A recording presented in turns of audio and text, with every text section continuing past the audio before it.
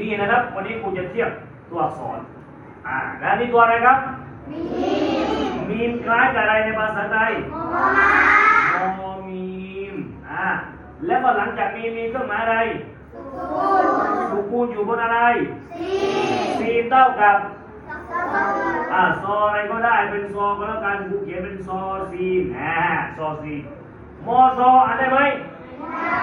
ทำอย่างไรให้มันอ่านได้แล้วสระเอามาจากไหนตัวมีมที่มีเป็นสระฟัตฮ์เมื่อไปสะกดกับตัวซีนจะได้คล้ายกับอักษรอะไรในภาษาไทยสระอะไรครับใครตอบกิ๊กสระไม้หางอากาศอ่านว่าพ่นลมด้วยลูกอ่านว่ามัสเห็นไหม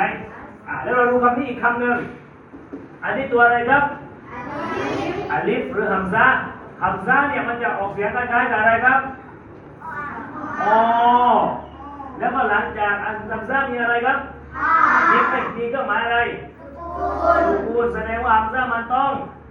มาอะไรครับมาสะกดกับตัวที่ตัวฮาหรือว่าตัวที่สุกูลอยู่เมื่อฟัตฮ์สะกดกับตัวฮาจะออกเสียงคล้ายๆสระกันนะครับไม่สระอะไรสระอะเก่งมากเลยนะสระอะเพราะอ่านว่าฮัมซะฮาทีนี้เราออกเสียงถูกเก่งมากสนับสนุนการทำคลิปสั้นอัลกุรอานด้วยการสั่งเนื้อส่วนดาหน้าปลายกรีนพร้อมตามทันทีครับ